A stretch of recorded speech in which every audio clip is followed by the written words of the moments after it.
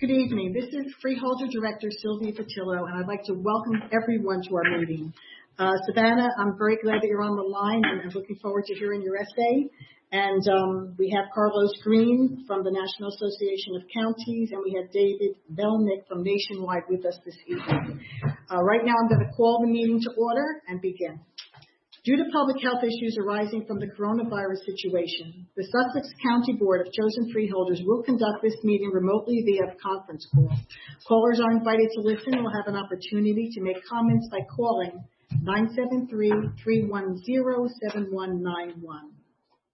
This is the Freeholder meeting of September 23rd, 2020 at 6 p.m., regular business via conference call. I'd like to call to order this meeting. May I please have a roll call, Cherry? Freeholder Fantasia. Freeholder Fantasia. Here. Freeholder Fasano. Freeholder Fasano. Here. Freeholder Hertzberg. Freeholder Hertzberg. Here.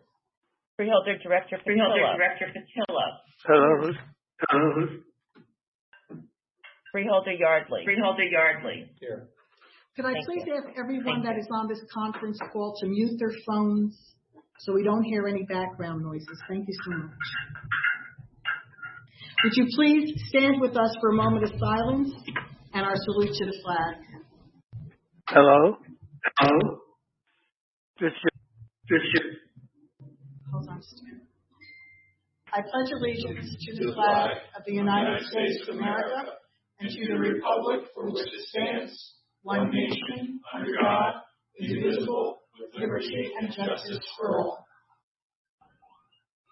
Pursuant to the Open Public Meetings Act, Chapter 231, PL 1975, adequate notice as defined by Section 3D of Chapter 231, PL 1975, has been made by regular mail.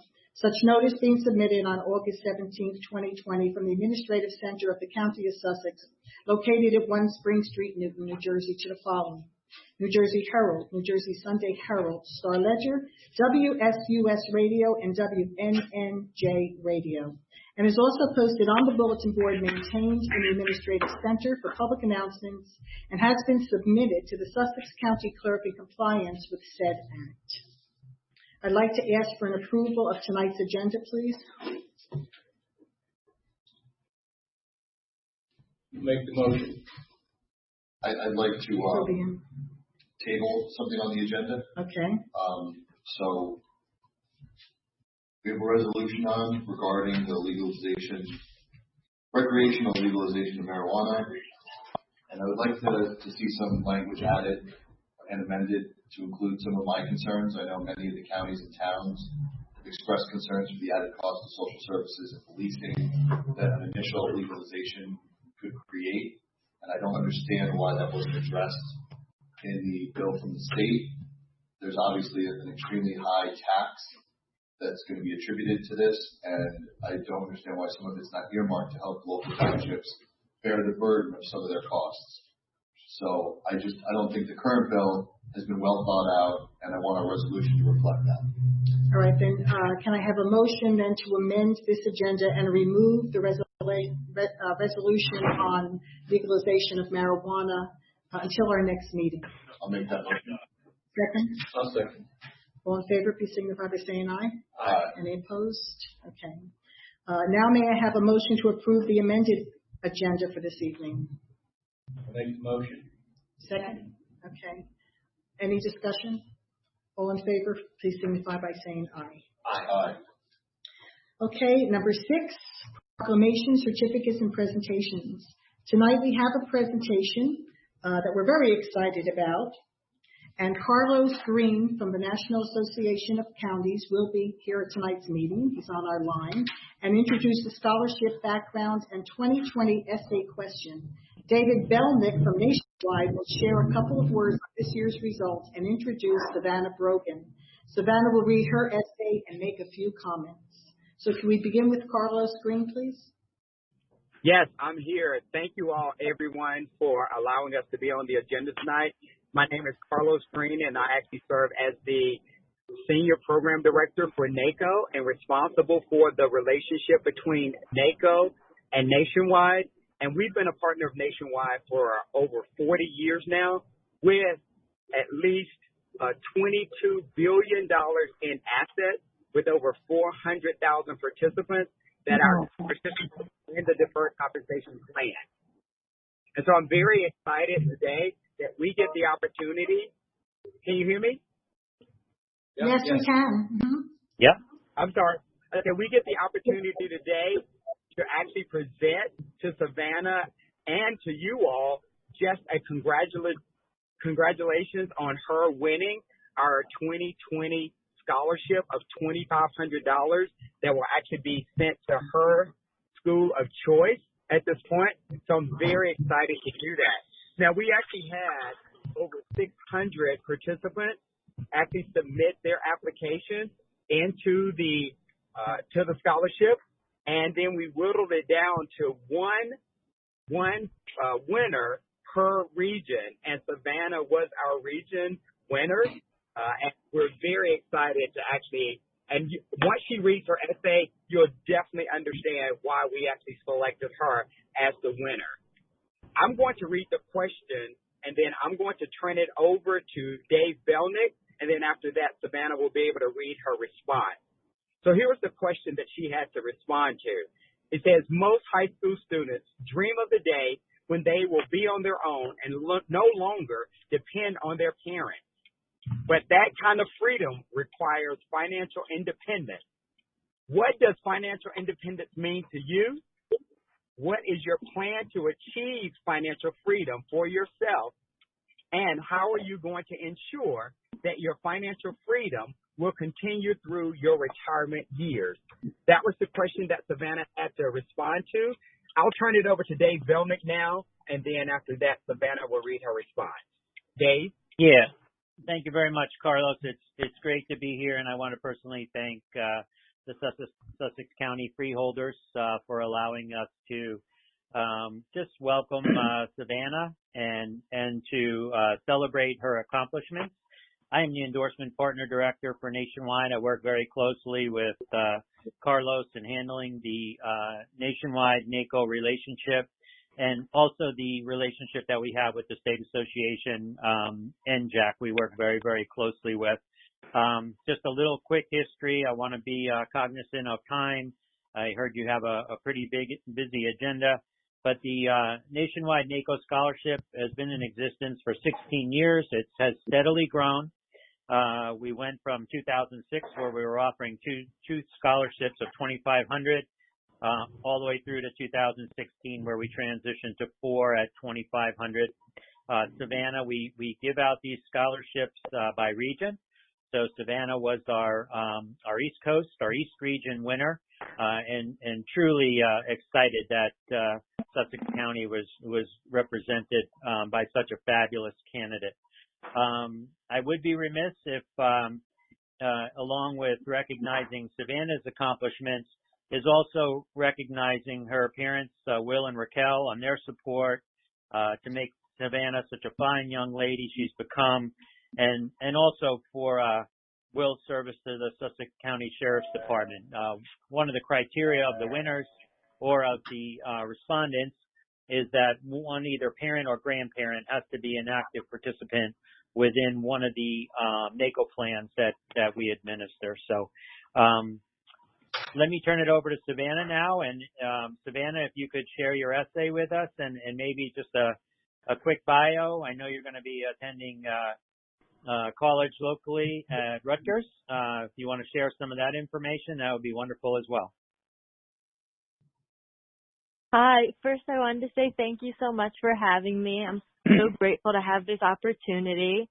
Like Mr. Belnick said, I'm going to be attending Rutgers University over the next few years, and I'm going to be studying education, and I hope to become an English second language teacher.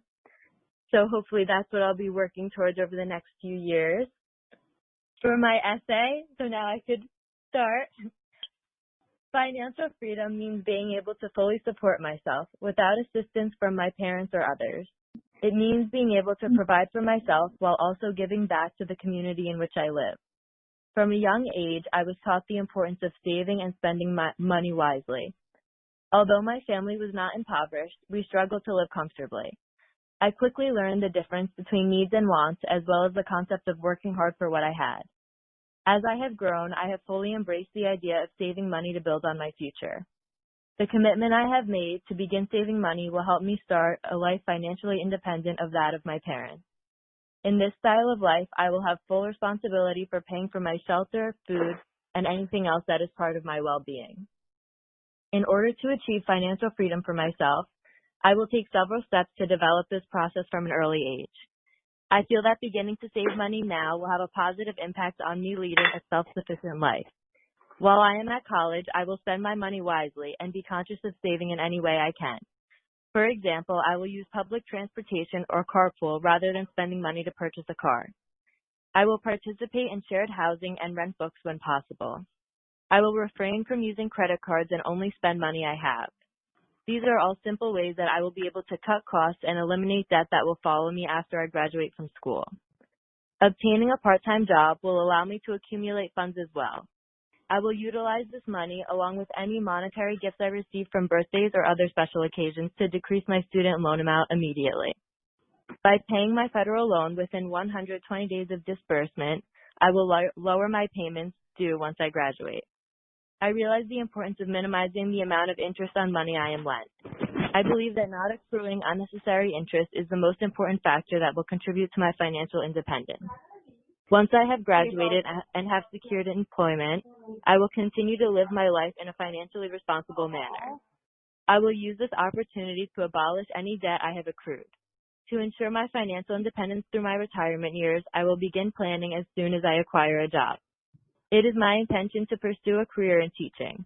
I will take advantage of the many opportunities offered, most importantly opening a 403B.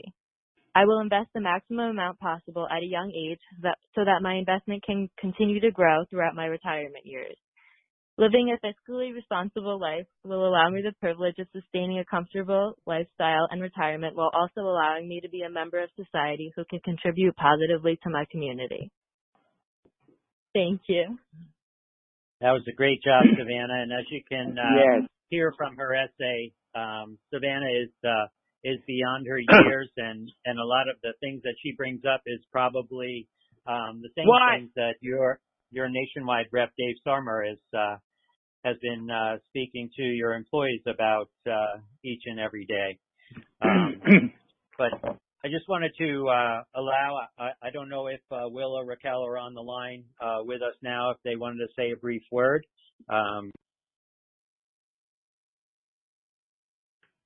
Hello? Yep. Yes. Is this Will? Okay. Well, Hi, I wanted I'm to. sorry. Hi.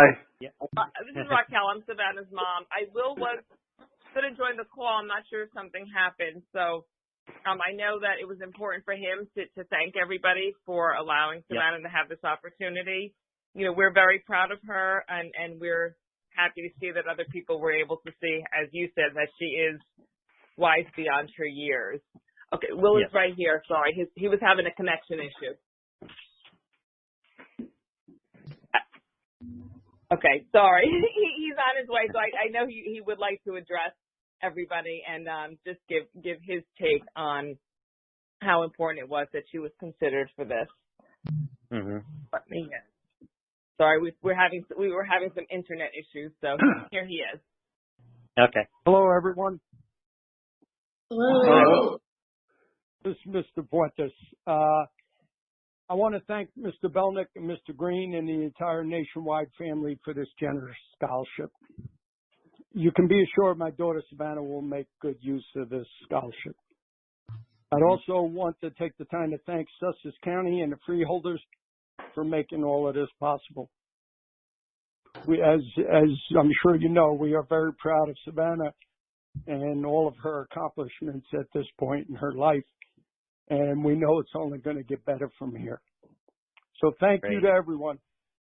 Mm-hmm. Well, thank you very much. And Savannah, from on behalf of Nationwide and NACO, we are incredibly proud of you. It's great to work with young people. I always enjoy the Nationwide NACO scholarship, and and we appreciate everybody's flexibility in in this COVID time, we would normally do this in person with a big check presentation, but everybody's health is more important, and maybe in the future we could do something in person. But we appreciate everybody's service to the county and all you do. Thank you. Thank you guys so much. We really appreciate it. And congratulations, Savannah. Thank you. Savannah, this is Freeholder Director Sylvia Patillo, and I would love to congratulate you on an amazing, amazing essay. It is so refreshing to hear someone from your age group be so financially astute. You are definitely beyond your years. I will say there was one thing that you said that really touched me, and you said that you were learning to identify your needs from your wants. And if you can continue to identify that through your lifetime, you will be financially in very good shape. It's one of the areas where people really get themselves in trouble, when they overextend themselves for wants and not realize that they don't need half of the things that they're looking to purchase. So I just want to tell you that I think you are going to make an amazing teacher. So happy that you're going to Rutgers. So happy that I opportunity to speak to you and to congratulate you this evening, honey. Thank you so much. I would just like to echo that and say that I'm so glad to hear that you're looking into the profession of teaching, because I think this is something, financial responsibility is something that should be taught to our kids at a younger age. And maybe you could be one of the leaders to start getting that into our schools. Yes, hopefully. I hope I can do that. Well, thank you, everyone, for being on our call tonight. And once again, Savannah, we wish you the best in all your future endeavors. And we just want to congratulate you on an absolutely amazing speech, your essay. Yeah. So thank you very much, honey. And God bless. Thank you, everybody. Thank you. Thank you, guys. Bye-bye. Bye-bye. Thank you very much. Bye. Bye. Could I please once again ask everyone that's on this call to mute their phones unless you're speaking to the board, please, so we don't have the background noise. All right, now I'm going to move forward. Number 7, we do not have any public hearings this evening, so it's time to open the floor for public session. May I please have a motion to open the floor for public comments? Please give us your name before you vote on a motion so that Terry can hear you. So can I have a motion, please, to open the floor to the public? So moved. Joshua? Yep. Josh Hertzberg? Herb Yardley, second. Okay, and Herb is second. All in favor, please signify by saying aye. Aye. Okay. This public session is for questions or comments pertaining to the agenda items only. Before we open this session, we ask callers wanting to make a comment to first state your name and municipality. The clerk will create a roster and call each in the order received. And comments are limited to 3 minutes or less. Before I ask for names of people that would like to speak, I want to say that if you are on this conference call to speak on the resolution of the legalization of marijuana, feel free to speak at this meeting, okay? Because you came on that call before you knew that it was going to be tabled for the next meeting. With that, if you want to speak, could you please right now give me your name and municipality? We'll make a roster and then call you one by one to speak. So would anyone like to start? A name and municipality? Yes. Hello? Yes. Can you hear me? Yes, my name is John Bruno, Okay. Chairman of the Board of Bruno Associates. I was listening to the Freeholders meeting, and of course, getting a scholarship means a lot. Can I just have your municipality? Oh, okay. What is your municipality? Pardon? Where do you live? In what town? I live in Rutherford. Okay. I was told to have a conference call today at 6 o'clock. Could you just wait? John, I'm going to take everybody's name, and then I'm going to come back and call you again, okay? Let me just get a list of everyone that wants to speak first. You want me to stay on? Yes, I do want you to stay okay. on. Is there anyone else that would like to speak tonight? I would. And your name, please? Zoe Heath from Vernon. What's your name? Zoe. Zoe. Okay, Zoe from Vernon. Okay.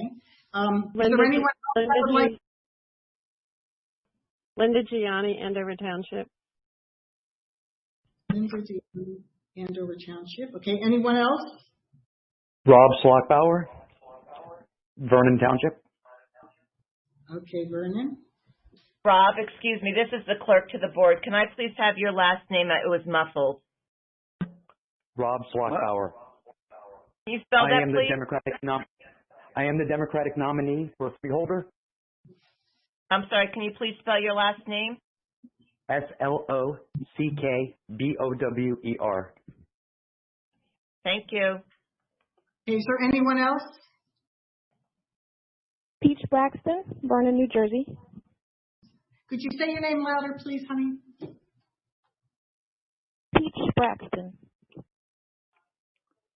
Hello? Your first name is Peach? Peach, P-E-A-C-H. Oh, Peach, okay. And Braxton, B-R-A-X-T-O-N? Correct.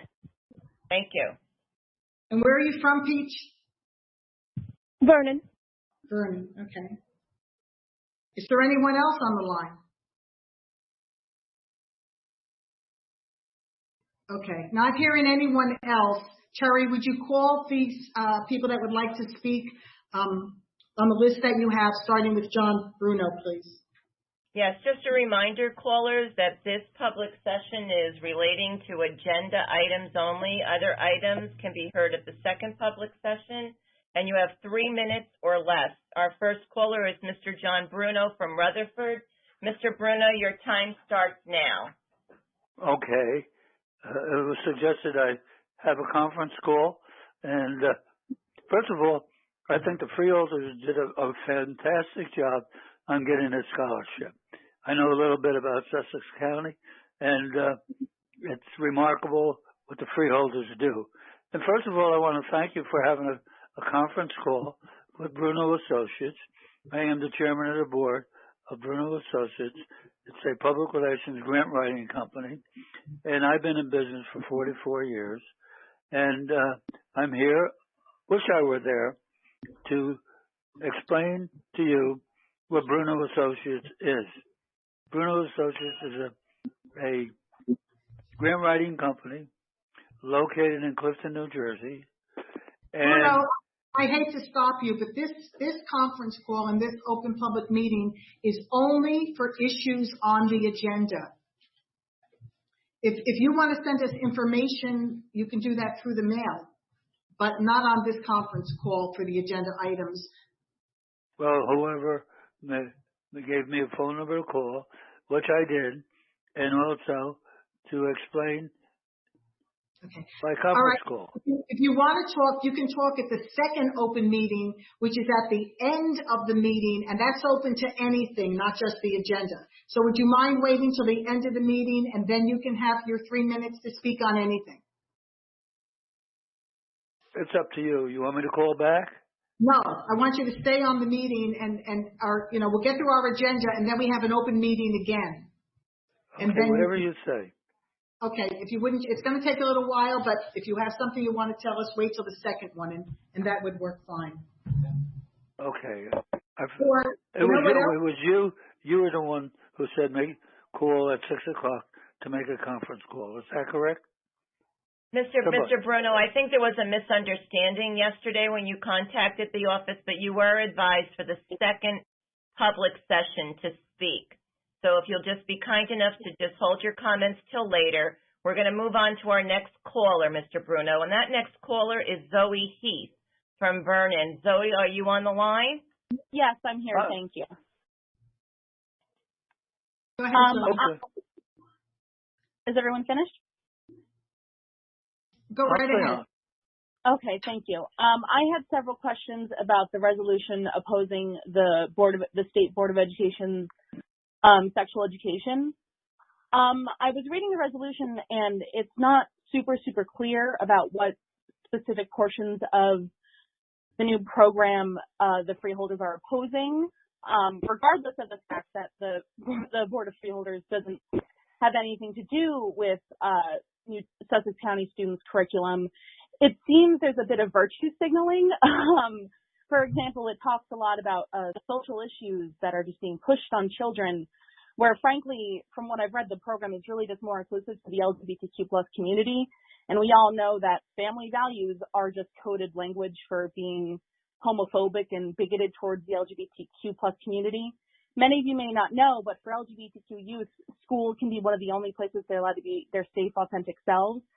And the access to education that is accessible to them, for example, about gender identity and safe sex, is quite literally life-saving. So I was just curious, what specifically does the Freeholder Board have?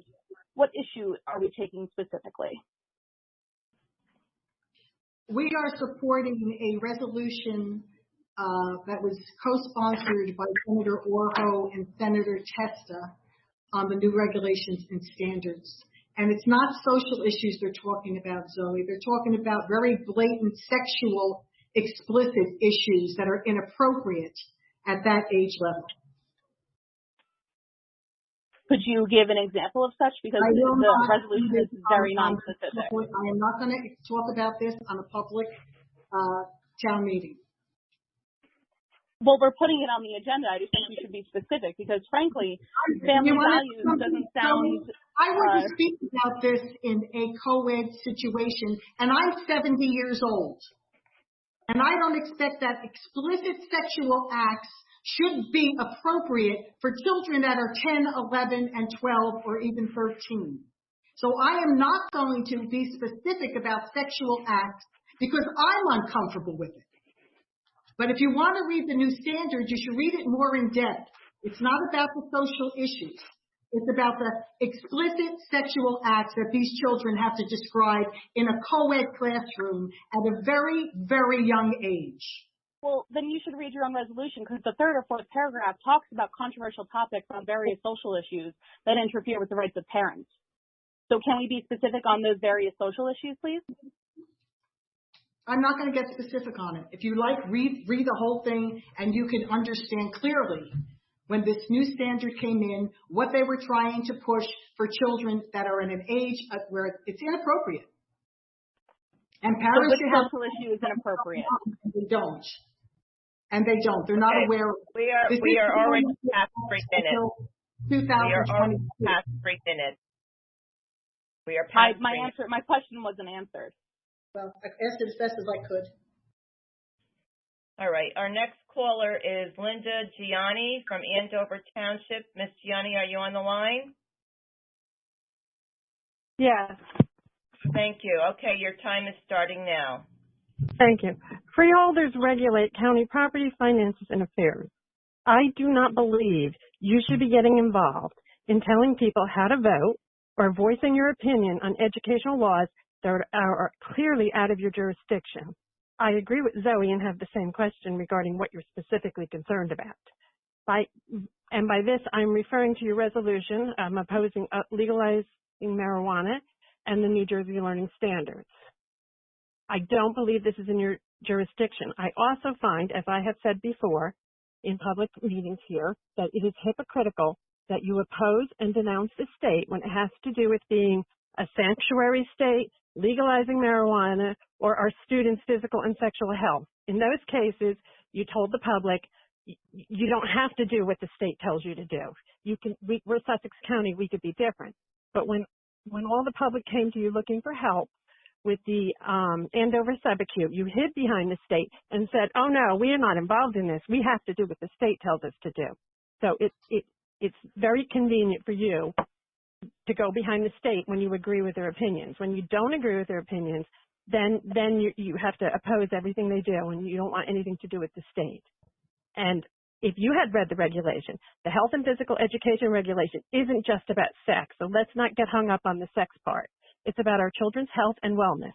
It includes learning about sexual violence, student safety, inclusiveness, personal boundaries, safe and legal use of social media, technology, cyberbullying, sexting, consent, and how to call attention to an uncomfortable or dangerous situation. We as parents didn't grow up with these issues, and we're not trained to teach them ourselves. It's a whole new world out there. Instead of opposing these regulations, you should be welcoming them. This county has been concerned about the loss of population and young people not wanting to come back to Sussex County. A good part of it could because of the lack of progressiveness in the county. One of the freeholders just said she was 70 years old and uncomfortable about the subject of sex. Well, that's not being very progressive, and I think that's the real problem here, is you're hung up on sex.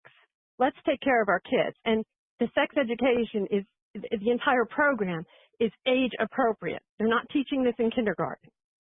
Oh, bullshit. Language, we're not going to tolerate that. I'm not hung up on sex. I'm a teacher myself. I understand age appropriateness because I've taught those grade levels. Children are not all developed at the same time. Some are not emotionally able to handle this and find it extremely embarrassing and uncomfortable.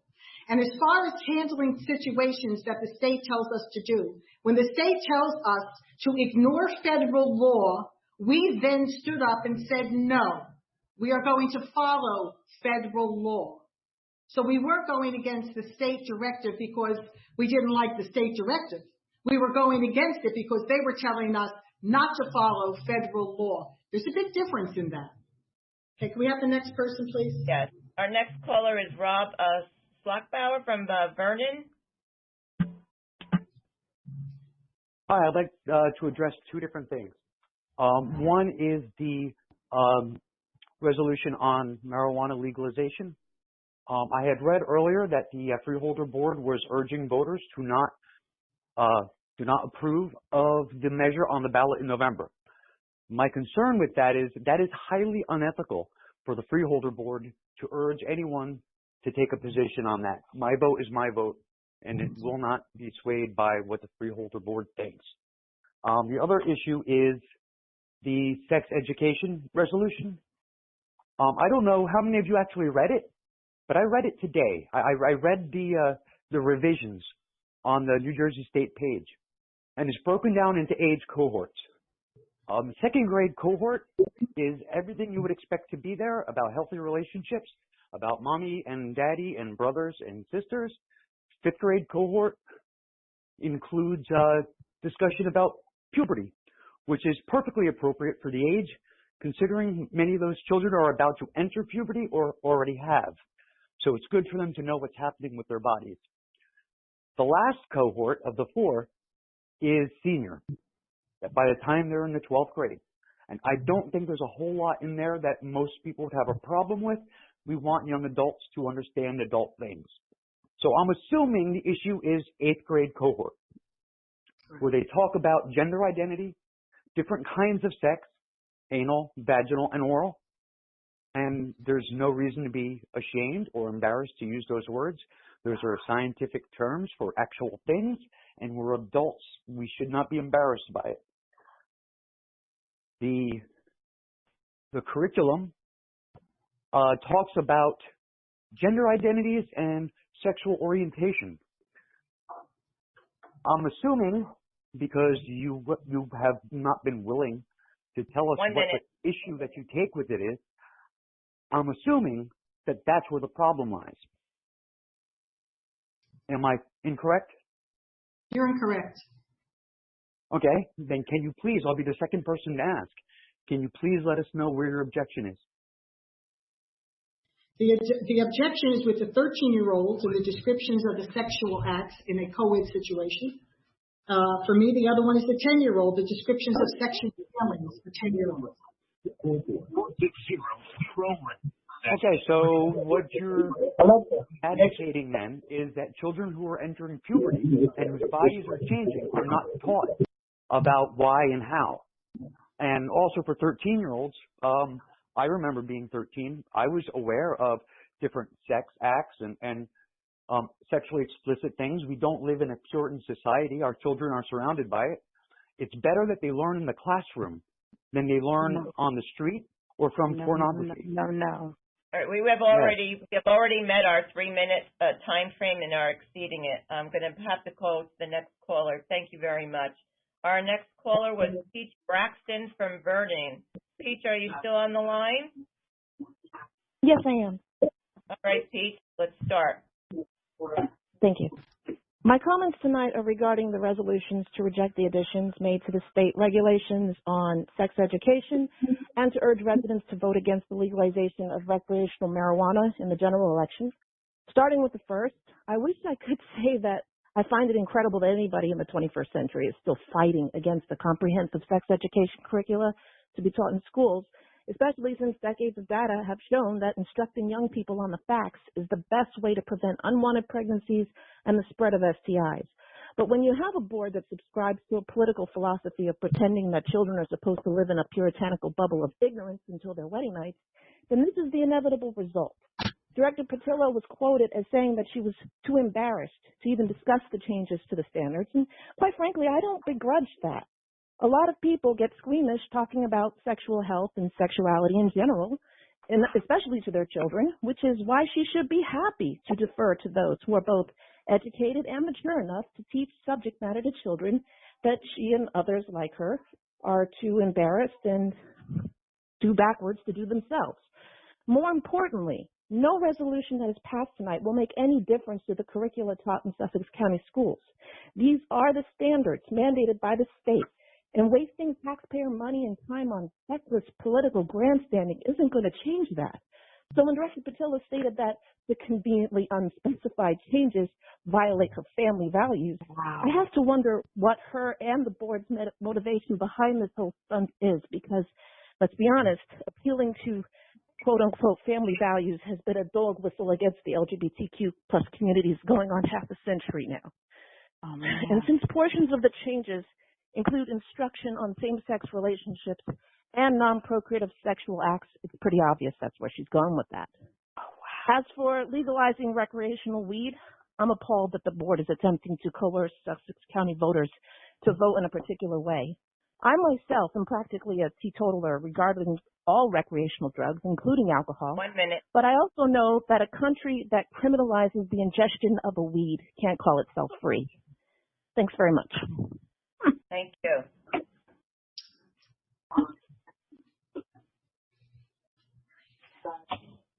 Is there anyone else? Yes, I'm on the line. Oh, is this Pete? Yeah, I don't know if you can hear me. Yes, I can hear you. It's Sharon Giacchino from Hampton Township. Okay, Sharon, go ahead. Okay, I just wanted to talk on, I've never used drugs, so I'm not even going to touch that subject, but I'm appalled at how many young people we have that are dying from drug overdoses, and we want to legalize more drugs. But that's, I am very concerned about this sexual curriculum because I really don't think it's appropriate for children. If an individual was teaching that curriculum to children, they probably would have been put in jail and put on the sexual predator list because it's so explicit and so detailed and so inappropriate for children. I almost feel like it's grooming them for abuse at a later stage. Yes, I think they need to know about. I grew up in Sussex County. I know the values of Sussex County. I was a farmer's daughter at one time. I know about biology. We've all learned about it when we were young, but this is so beyond that. And it's totally inappropriate. And I applaud the board for taking a stance on it because it is not good for children. It isn't. And nobody should be teaching that explicit stuff to children at that age. It's so inappropriate. And that's all I'll say on the subject. Thank you very much. Okay. Is there anyone else that would like to speak on the agenda?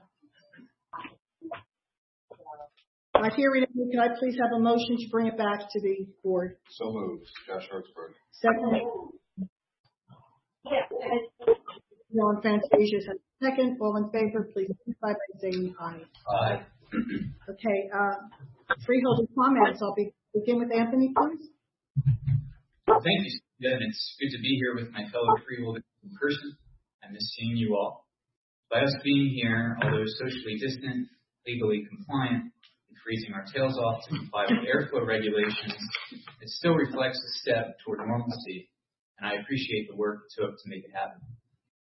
Sussex County continues to show sustained progress in our collective fight against COVID-19, according to our daily and weekly reporting. I say it at every meeting now, but I think it is worth repeating because that is no small feat. It reflects the work everyone in Sussex County is doing to mitigate this virus and to keep its impact as minimal as possible. It is a true collective effort.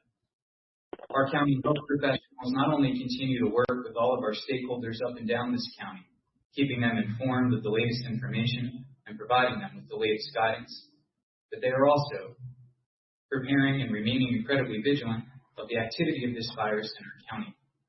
That will not change as we prepare for the cooler months ahead.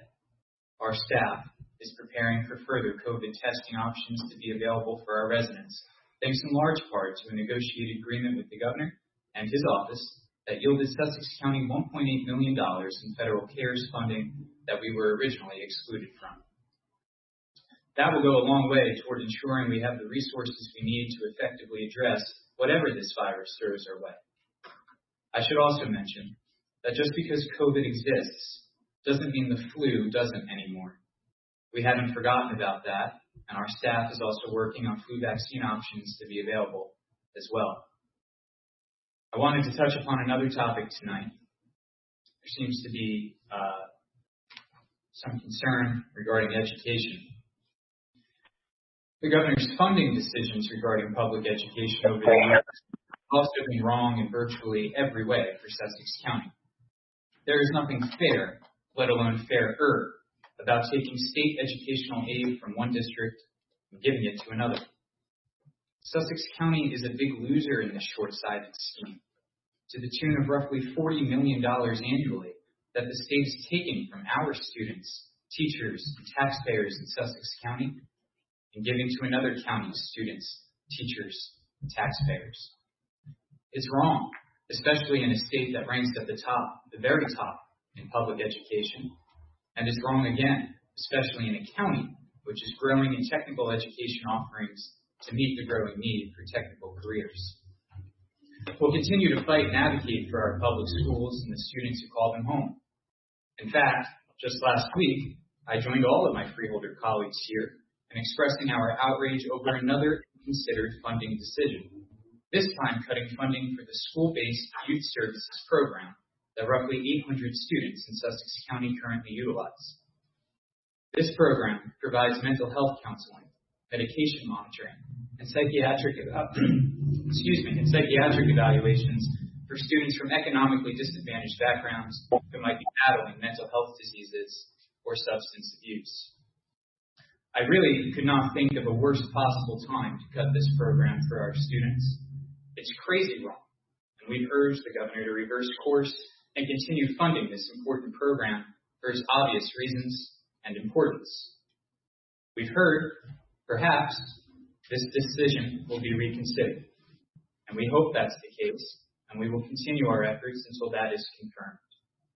I'm also pleased to see a resolution tonight joining our own Senator Oroho and other state lawmakers and parents in opposing the State Board of Education's revised New Jersey learning standards on sex education. I did have comments tonight regarding our vote or our potential vote on the resolution regarding legal marijuana. Since we've decided to table that, I'll table my comments as well. Finally, there is an election coming. Despite the Freeholder Board's objections and pushback, it will be mostly vote-by-mail election due to the governor's executive order. Sussex County is prepared for that. I am sure we are all aware of the incident that took place a few weeks ago regarding the discovery by the Sussex County Board of Elections of uncounted ballots from the primary election, which were then counted, certified, and without any changes in election results. The Freeholder Board has no involvement in conducting elections. That is what the bipartisan Board of Elections in Sussex County is charged with. On Monday, they released a public statement detailing its ongoing investigation and response.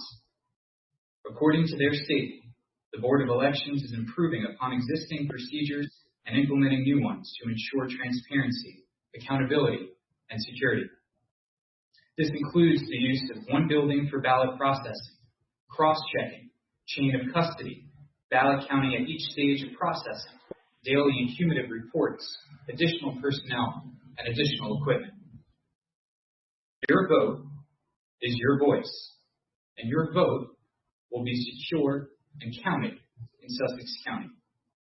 The county's clerk office is helping get out the word about this election, and I am sure you will hear from them shortly in your newspaper, on your radio, online, and in your mailbox. All ballots will be mailed from the county clerk's office on Monday, October 5th, by Monday, October 5th.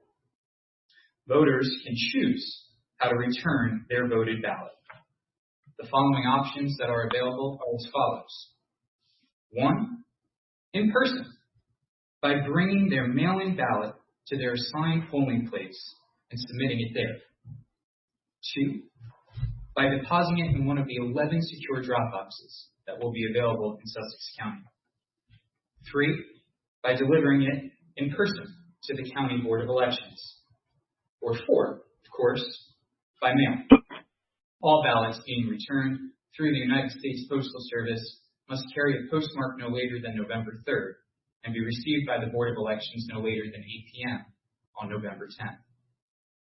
Each municipality will be required to open at least one in-person polling site. Sussex County will have 37 polling locations available. Again, voters who prefer to vote in person on Election Day can bring their mail-in ballot to their assigned polling place and hand it directly to a poll worker. However, only voters with a disability will be permitted to use an in-person accessible voting machine on Election Day. If you go to the polls to vote in person, but do not bring in your mail-in ballot, you will be given a paper provisional ballot. Provisional ballots are counted only after the deadline to accept and count mail-in ballots. Voters will receive a postcard in the mail by October 23rd, advising them of their designated polling location. If you do have questions about how the upcoming election is going to be conducted, please call our election office at 973-579-0900, extension 1507. And please, we are begging you, do not rely on social media for election information. Make the county clerk's office your place for election information, and you can visit them online at sussexcountyclerk.org/election. Thank you, Sylvia, and that concludes my report this evening. Thank you very much. Freeholder Josh. Yep. Thank you, Sylvia. I didn't get the Hertzberg out. That's okay. That's okay. So first, I want to touch on something that happened last weekend. I'm glad to see Carol here because I got a call from one of our Florida Board of Education members who was concerned that they had a couple reports of some positive COVID tests from some of the athletes there, and they wanted to start the process of notifying the health department and contact tracing. There was some miscommunication in the beginning, but after I received that call, I called Carol, who immediately sent our nurses into action and started the whole process of contact tracing and trying to figure out what was going on. And as I'm sure most people may have seen in the papers, Florida has shut down all high school sports for 2 weeks per the regulations set by the state. And, you know, even some were precautionary just because they didn't know how the contact tracing was going to out because there's been a whole group of different practices, siblings. Anytime you have there are both parents, siblings that all have connections into youth sports, into some other sports, and I think everyone did the right thing. As we're finding out, I'm sure that there's been a lot of new positive cases since then as the contact tracing as people waited for test results. And I just want to say that we had a meeting. Florida, the Board of Ed, the county, and there's been a lot of close work and collaboration, which was not always the way in the past. But I think everything is going well because of that. I want to thank Carol. I want to thank your whole staff for the work they're doing and helping resolve this as quick as possible. And I just want to say one of the things that we talked about was that as we get back to normal life, these are the things that are going to happen. People are going to get it. People are going to spread it. It didn't go away. And some of the shaming that's going on via social media and others are making people not want to be forthcoming with the contact tracers. That they don't want to tell people because people are afraid there's like a scarlet letter. That's ridiculous. These things are going to happen. We got to deal with them. We got to move on. We'll never get back to real life. And that's just going to be part of us getting back to back to action is that people are going to get it and they're going to get better. Right now, there's a silver lining. There's no serious illness, some flu-like symptoms, and mostly asymptomatic. And the kids are going to go home, they're going to quarantine, they're going to get better, and hopefully they're going to get back into action. So hopefully a tough situation is going to end up being a good thing. I want to say that I think it's the Heritage Foundation that started the police pledge. Mm-hmm. I was proud to sign that and support law enforcement. It's a crazy world, where you're seeing officers shot in the street. That some of this stuff is being normalized in the media, and I personally just wanted our law enforcement community to know that I support them and all the hardworking people that go out and put the badge on and do their job every day. And I know there's a lot more of us in Sussex County signing that, so it was good to see that. The election issues, I don't think there's anything that Anthony didn't leave addressed very well. But I do want to say it's upsetting to me that, we have a lot of really great volunteers that put a lot of time in to make these elections happen.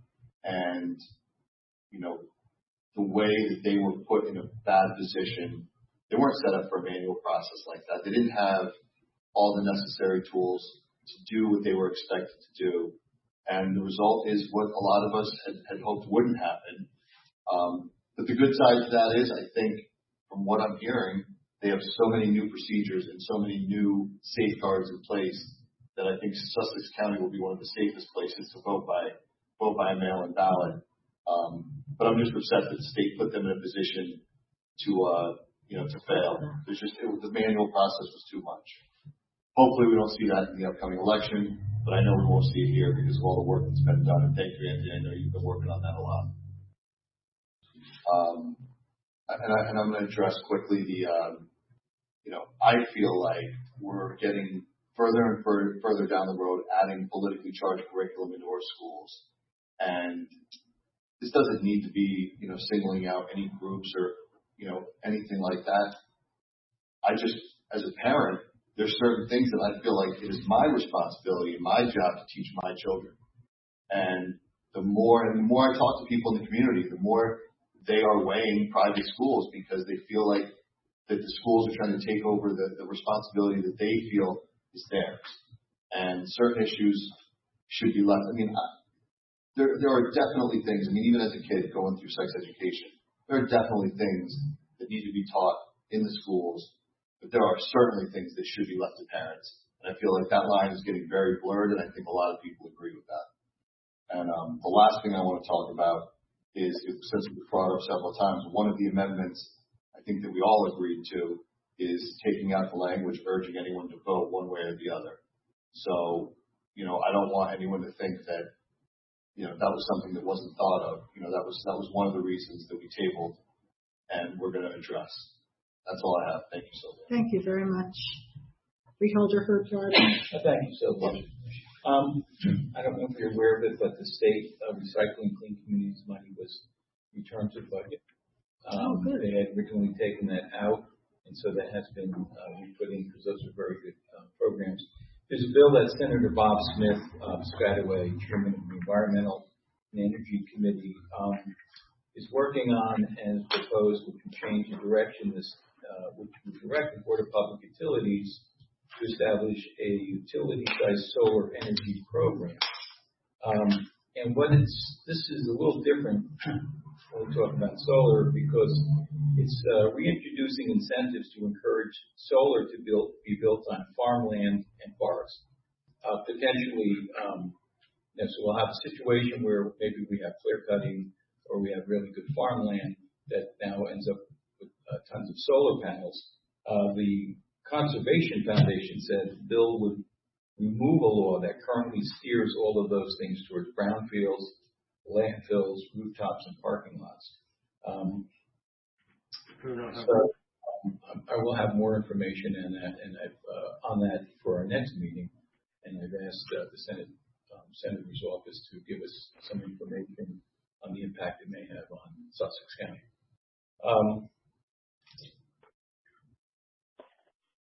I don't know if this was mentioned, but the Senate Republicans launched a petition urging bipartisan investigation of 7,000 deaths at the nursing and veterans home. We had over 7,000 residents in New Jersey's nursing homes and long-term care facilities have died from COVID-19. 50% of our coronavirus deaths have occurred among these populations. So the Democratic legislature will not remove the bill. So they've done a petition, and it's a nonpartisan thing. I think that there needs to be an investigation into what is going on or what happened in the nursing homes. Have we ever heard, by the way, from the state on our OPRA request? We've heard several times that they want and they need an extension of time. And we've been asking them how long? A month? 2 months? Filed right after the Andover subacute. So we think it was May. So it was. I'm actually thinking it was April. Okay. So OPRA, you have specific days. When you go to the site, it says, please OPRA the information, and they're not providing. That's the only way to get it. Yeah. Sylvia, that's my report. Thank you. Thank you. Deputy Director, Fantasia. Thank you, Sylvia. To start, I'm going to present some of the County Department of Health numbers here. So, as of today, 30,740 county residents have received and reported their results for a test for COVID-19. More than 1 in 5, or 22% of county residents have been tested. 1,534 tests have been reported as positive cases, for a positivity rate of 5%. Of those positive cases, 1,277 have been classified as recovered, for a recovery rate of 83%. And again, clarify, person is deemed recovered if they are not hospitalized or they have not passed when our public health nursing staff attempts to make contact to follow up on the results. There have been 198 deaths in the county for a death rate of 13%. The nursing home or long-term care facility stats are as follows. 460 positive cases, that's about 30% of the positive cases here in the county. And of the fatalities, 115 of those 198, or roughly 58% of fatalities, are from our long-term care facilities. Now, often we are asked for hospitalization, so I reached out to the Division of Health today, and I was again told that there have been no hospitalizations of any county resident due to COVID in the past 21 days. We had our last hospitalization on September 1st for one day that individual was in the hospital September 1st and left September 2nd. And we also had just one single hospitalization in Columbus. So if we're looking for severity of cases, I think that's a very important data point that I would like to see more information on, perhaps from our epidemiologists. So switching tracks a little bit, I would like to talk about a letter that we received today. It caught my attention immediately. It's from the Sussex County Superintendent's Roundtable Association. There's a lot of conversation about what happens in schools as in relation to COVID-19. And this letter was signed by every superintendent in Sussex County. There's some 9 points I would like to bring to the board and the public's attention. They stand together and what they keep referring to as a business as usual approach from the New Jersey Department of Education and the New Jersey Department of Health. They're finding quite problematic. They're finding non-consistent messages, unambiguous answers to simple questions, and they're lacking clear guidance. They feel that the information that comes to the schools for safe opening guidance and operations guidance is untimely, inconsistent, and inadequate. And they cite several examples of this. So, for instance, all the schools were provided the publication, The Road Back, with about a month to determine how those plans would work in the road back. So every school district in the state needed to submit to the county office their plan for review, not approval. So the state would not be taking on liability. So district leaders were also told they need to sign off on an attestation eventually withdrawn. So they had to attest to the safety of their school building. And that actually ended up being withdrawn and replaced with a statement of assurance. Because again, the general consensus or feeling was that from the state was pushed down to the county and pushed down to the local school district to absorb that responsibility of certifying that, yes, I have created a complete safe environment for your children with little guidance from the state of New Jersey and the state not accepting responsibility for that safety. Also, they do make note that the state is also proceeding with business as usual. They are sending out to districts gifted and talented surveys. And things of what we might deem as little importance right now. It's funny that you talk about needs versus wants. A gifted and talented survey at the time where you have district leaders scrambling to find adequate substitute coverage for staff members who may have taken leaves due to their pre-existing health conditions. It does seem borderline ridiculous. So again, in summary, the districts unanimously feel in Sussex County that they are not being served well by the business as usual approach in combination with coming out of the Department of Health and the Department of Education. And they are asking for support to take what they've offered, the suggestions that are in this letter, forward. So I think it's a well-written letter, and the points are very well taken. And I would ask the freeholders, if you haven't read the letter in its entirety, it's 3 pages long, take a look at it because we received it this afternoon. To talk again, say in the school realm here, applications are open for the COVID-19 school-age tuition assistance grant. So it's a program that will provide tuition assistance to parents and caretakers of school-age children that are 5 to 13 years old and need child care due to schools' remote learning schedules due to COVID-19. So the tuition assistance is paid directly to your selected licensed or registered child care provider, and the dates are from September 1st to December 30th, based on the hours of care needed. But to be eligible for the assistance, your child must be attending school remotely, either part-time or full-time, and there are income limitations. Your annual gross household income must be $75,000 or less. You'll need to upload proof of your income and a copy of your school's remote learning schedule. So you should have those documents on hand before you go to the website. But that just opened this week, and we were told about that. So I'd also like to share with you probably the most surreal news of the week. I had to read it a few times. Newark University Hospital announced that it's unveiling a new voter registration kiosk in the emergency room waiting area in partnership with Voter Initiative. And University Hospital is the first hospital in New Jersey to participate in this. So if you happen to be at the emergency room at this hospital, you may roll in and sit at a digital kiosk, and you may sit in the emergency room waiting area and digitally register to vote. You know where I'm going with this. And it'll print out your application or you can mail it in. So when you're just casually passing the time in the ER, in the middle of a pandemic, for which the governor tweeted out how proud he was of this initiative. Meanwhile, the only voters that can vote in person on a machine, as per Executive Order 177, are disabled individuals who require audio assistance with their ballot. So don't get it confused if you happen to have a handicap designation or a disability diagnosis that does not involve you needing an audio accommodation.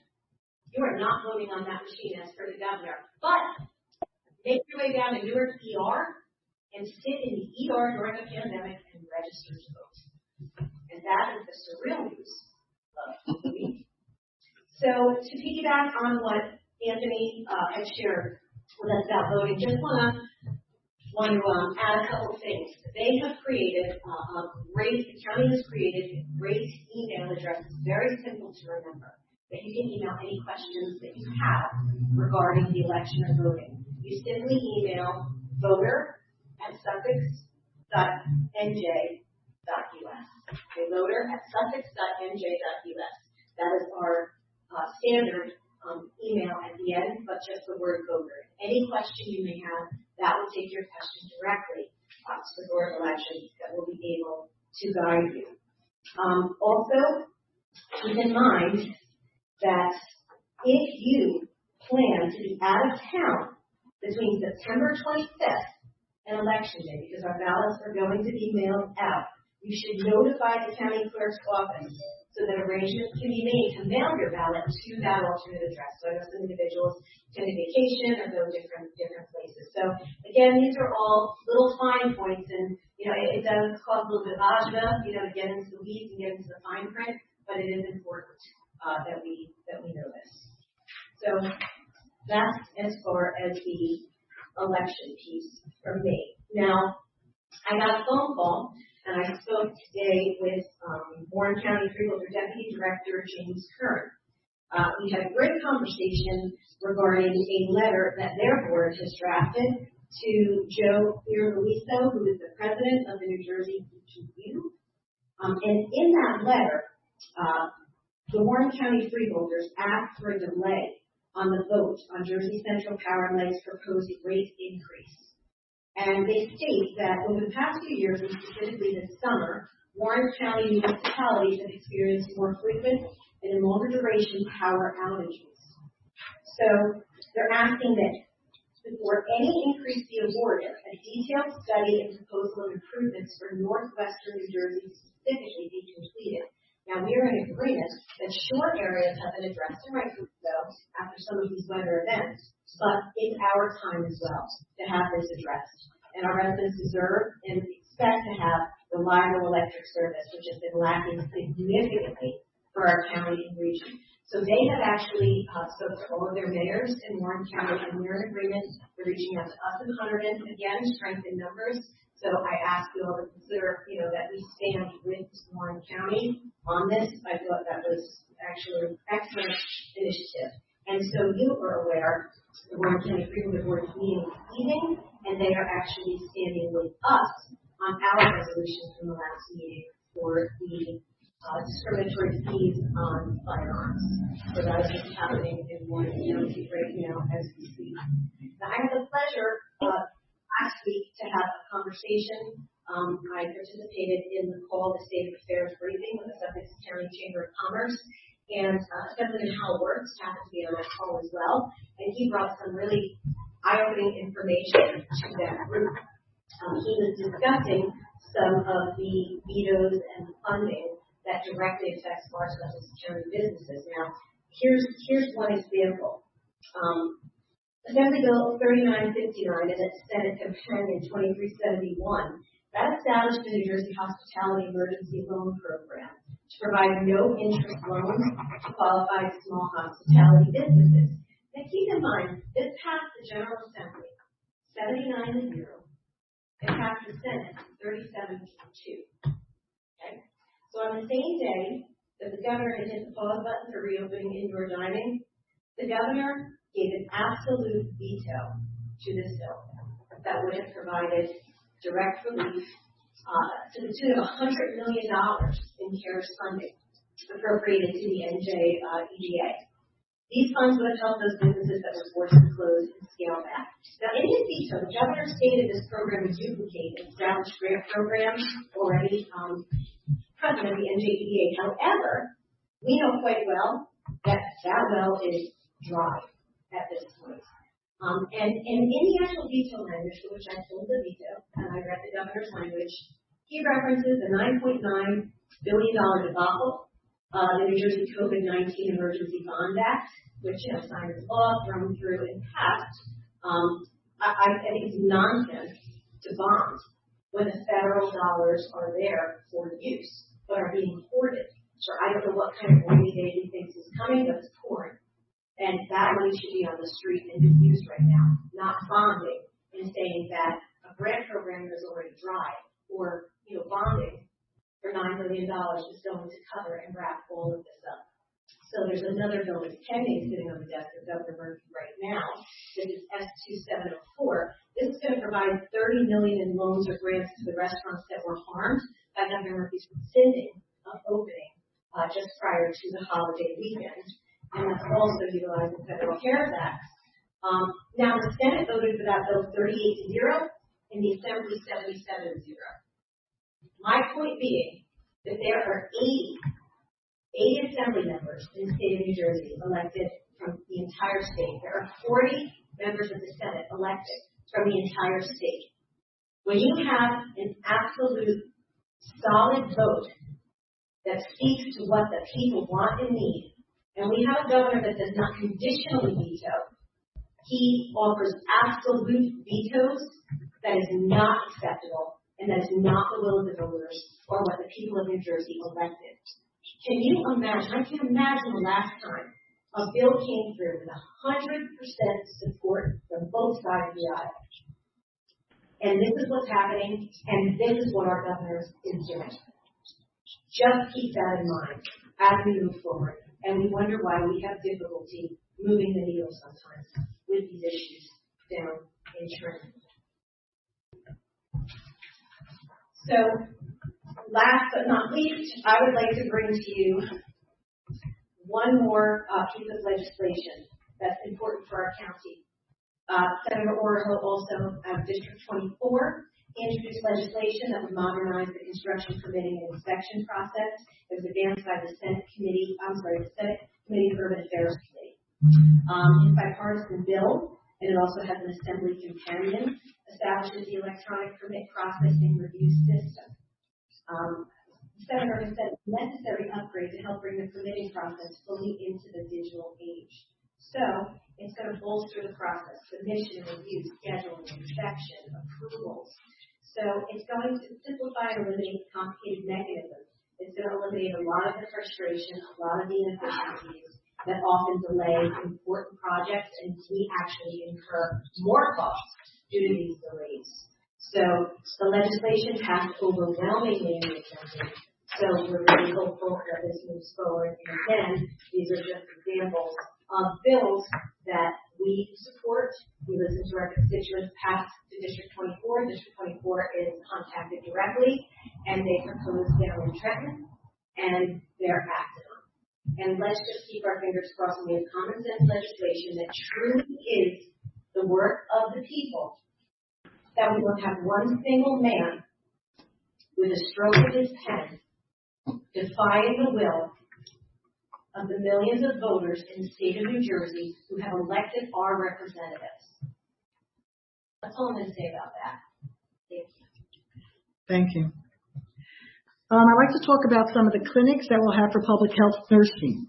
The following clinics will be held at the Wheatsworth campus on September-October 2020. On September 24th, from 4 p.m. to 8:30 p.m., there'll be a women's health clinic. On October 13th, from 2 p.m. to 4 p.m., there's a health check clinic. For additional information or to schedule an appointment, contact Public Health Nursing at 973-579-0570. The next one are our flu clinics. It's very important that you listen carefully to this information. The following drive-through flu clinics will be held on October 2020. This year they will be drive-through clinics, and there'll be 2 of them. On October 10th from 9 a.m. to 1 p.m. at the Sussex County Fairgrounds, and October 17th from 9 a.m. to 1 p.m. at Sussex County Technical School. And for additional information or to schedule an appointment, contact Public Health Nursing at 973-579-0570, extension 1211. For senior services, we have Huntington Art Museum grants, which free art classes for Sussex County seniors.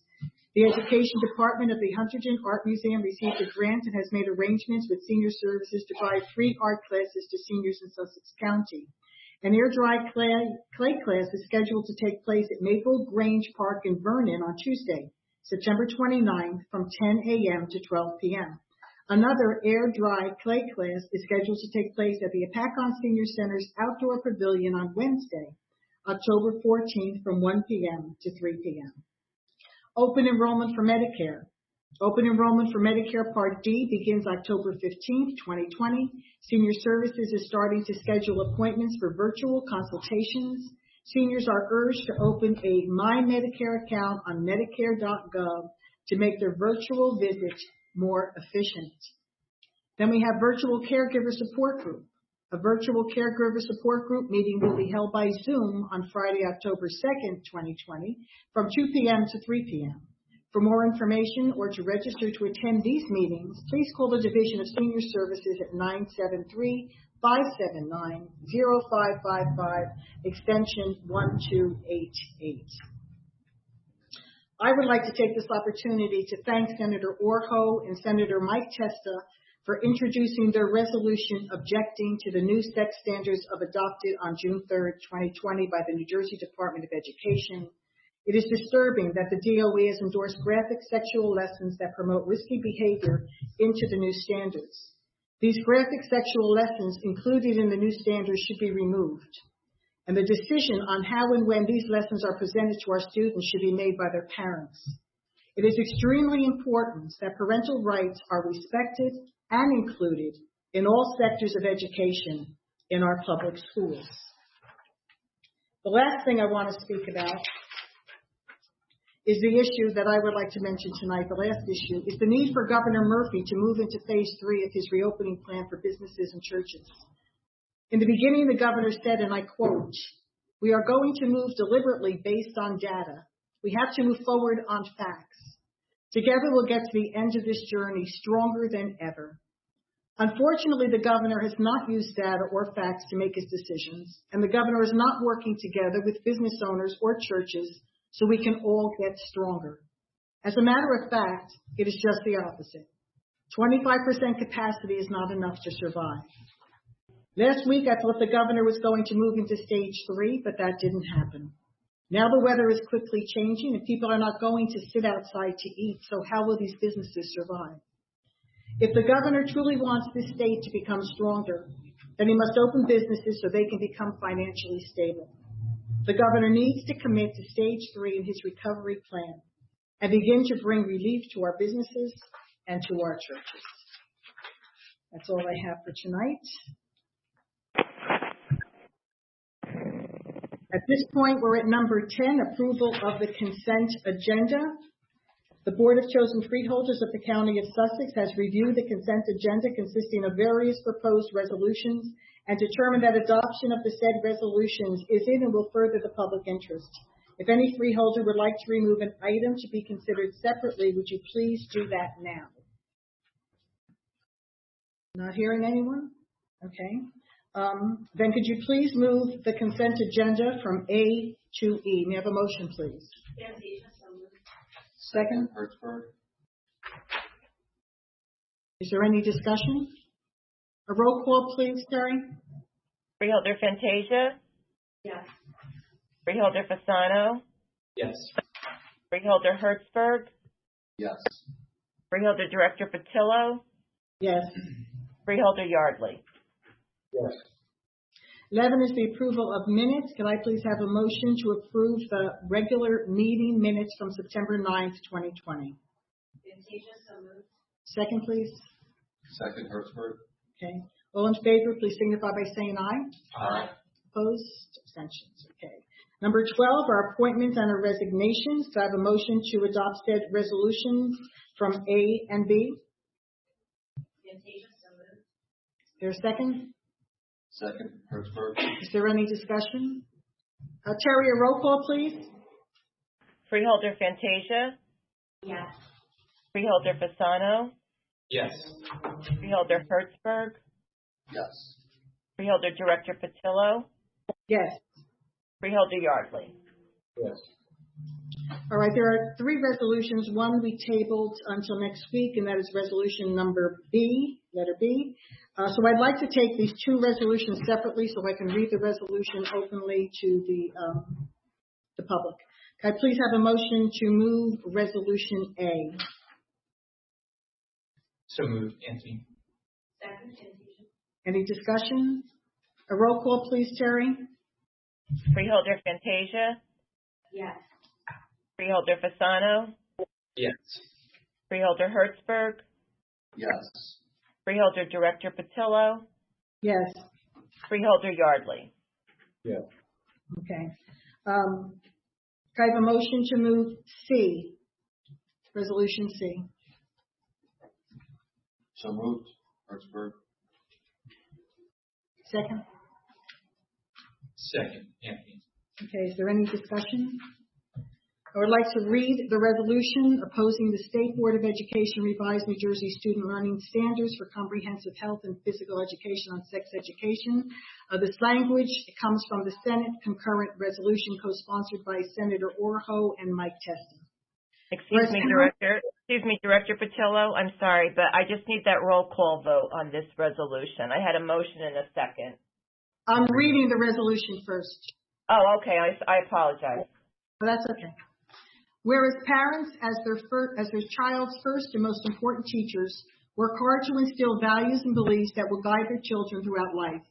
And whereas, even after a child undertakes formal education outside of the home, parents continue to play a key role in the child's education, with the parents providing valuable support and guidance. And whereas on June 3rd, 2020, the State Board of Education readopted the New Jersey Student Learning Standards for Comprehensive Health and Physical Education, which include extensive changes to the standards regarding sex education. And whereas the revised standards include certain controversial topics on various social issues that interfere with the right of parents to teach their own children about these sensitive matters in a manner that comports with their core family values and beliefs.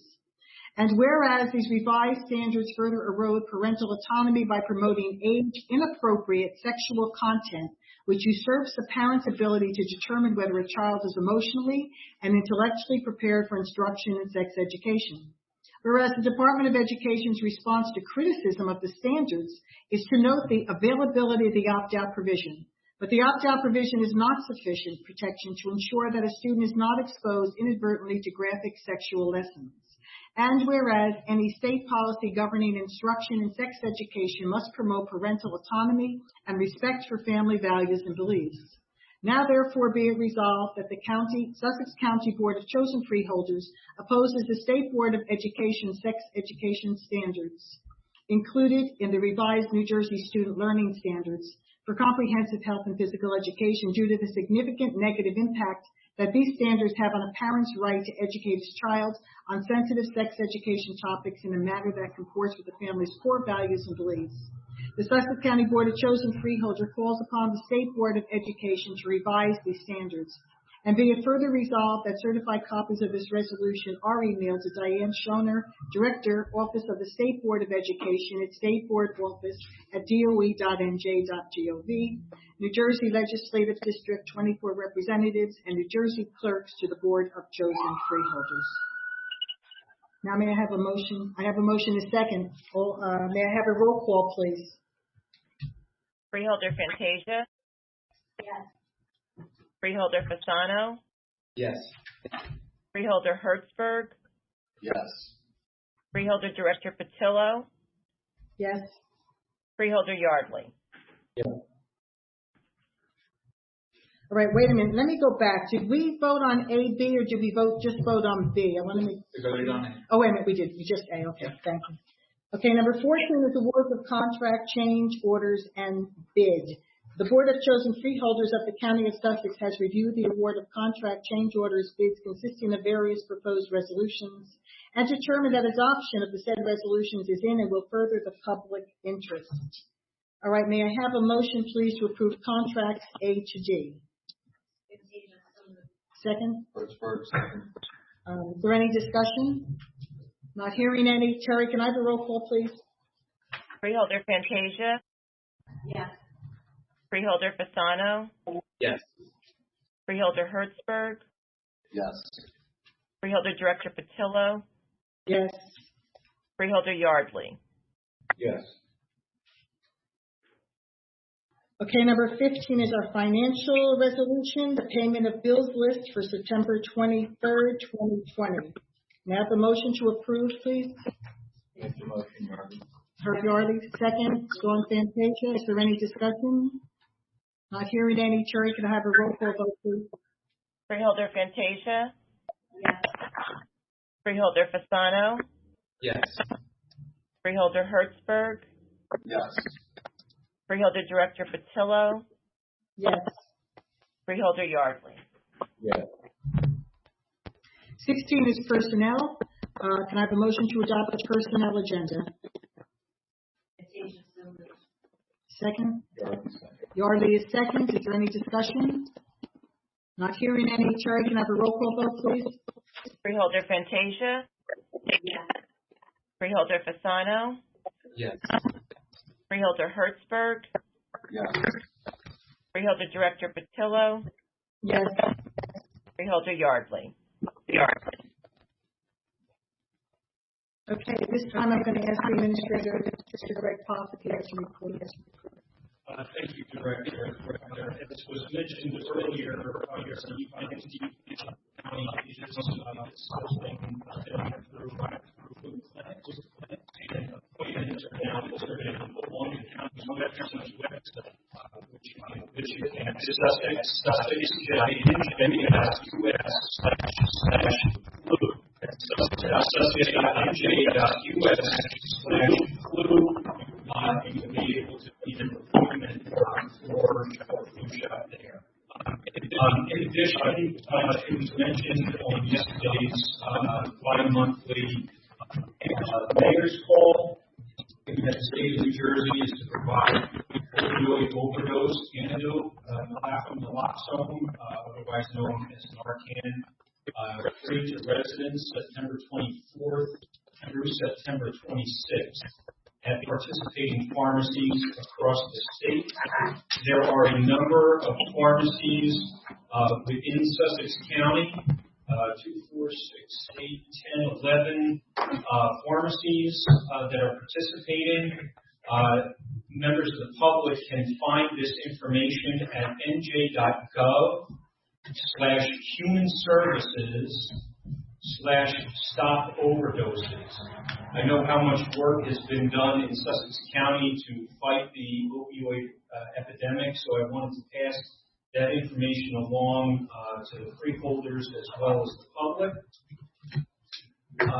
There was a nice little announcement in the New Jersey Herald today that family activity kits are available at the library here in Newton, and actually available at all 6 locations of the Sussex County Library System. The kits contain books and activities for families to enjoy. So you can find out what's available by calling or booking a branch visit at your favorite library location. For more information on these family kits, you can visit sussexcountylibrary.org. The board is aware of an opportunity to do some refunding of bonds associated with the solar project, and we'll just simply be looking for direction from the board so as to be able to prepare the necessary documents for the board to consider at an upcoming meeting. There is an opportunity to refinance one series of several series of bonds that will reduce the amount of debt by over $1 million. And while not all of that savings is recognized by the county, because these are not bonds that are issued by the county, given the fact that we guarantee a deficiency on those bonds, there is a portion of that savings that would accrue to Sussex County. So I would just ask, unless there are any objections by the board, I know several of you had replied to the finance officer. I will go ahead and direct her to work with bond counsel to prepare the necessary instrument for the board's consideration to advise the Morris County Improvement Authority of our desire to see those bonds refinanced.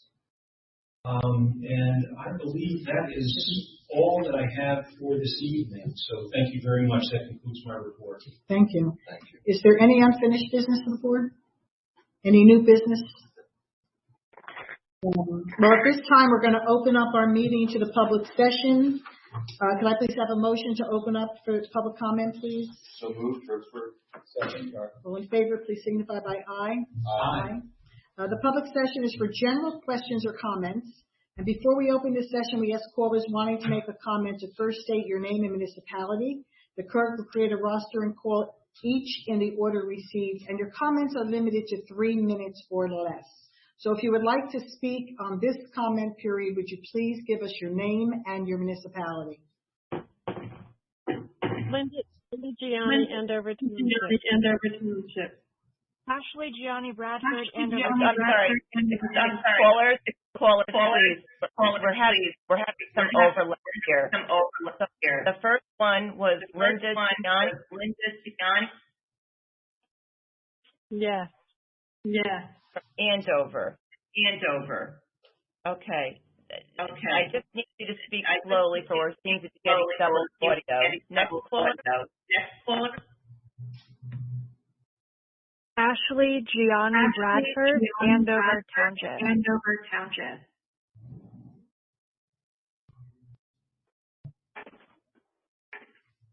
Next caller. Zoe Heath, Vernon, New Jersey.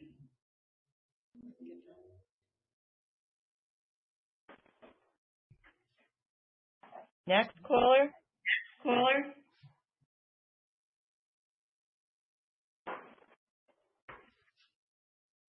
You're not hearing any. Terry, would you begin? First person who spoke, gave us the name, please. Yes, I just need to emphasize we are still having audio difficult. Bear with us. The first caller is Linda Gianni from Andover Township. Thank you. Instead of, because 95% of this meeting was political, instead of being political, maybe the freeholders should concentrate on what they're supposed to concentrate on, which is the county, and something more beneficial than bashing the state, which you have no control over half of the issues you've discussed, if not more, is do something you have control of, which would be taking care of Newton Sparta Road by the motor vehicle. I know, and you're going to probably tell me this isn't your responsibility because it's the state, but the motor vehicle line is very long, going onto the property, the other properties, and there's no garbage pails out there, and litter is all over the place, and it's making the county look like crap. So maybe you should get a garbage pail out there and do that instead of all your political nonsense. That would be more productive. Thank you. Thank you. Your next caller is Ashley Gianni Bradford. Thank you. It is with great regret that I inform you how disappointed I am with this organization. This is a freeholders meeting. This body has no jurisdiction on state decisions and has no business asking Sussex County residents to vote a specific way or even give an opinion on state decisions. Political issues also have absolutely no place in these meetings.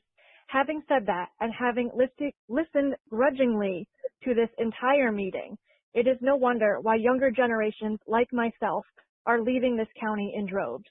Regarding the sex education that is apparently so controversial for the freeholders and that took up so much time of tonight's meeting, that shouldn't have even been discussed. The 1,666 uncounted votes was barely even brought up because apparently it's more urgent to discuss something out of the 1950s. I yield my time. Well, your time is up. We don't yield. The next caller is Zoe Heath. Zoe, you have 3 minutes or less. Thank you. Can start.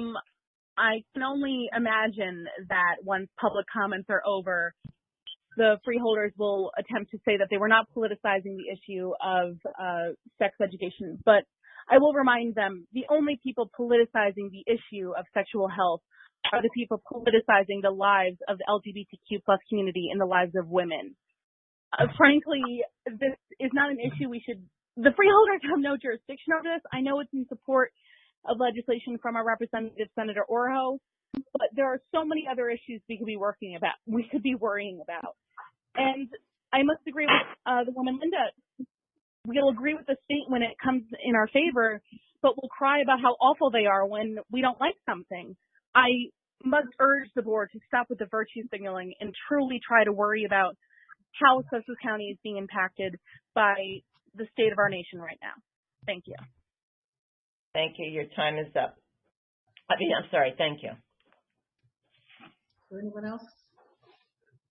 Okay, not hearing anyone, can I please bring it back to the board? Motion to bring it back. Make the motion. Second, Hertzberg. Okay, Herb is the motion, and the second is Hertzberg. And all in favor, please signify by saying aye. Aye. Okay, thank you. Reminder, please check the county's website at www.sussex.nj.us for meeting schedules. And since we do not have an executive session, the motion is in order to adjourn. So moved, Hertzberg. Second. All in favor, please signify by saying aye. Aye. I want to thank everyone that was on the conference call, and just wish you a good weekend and weekend.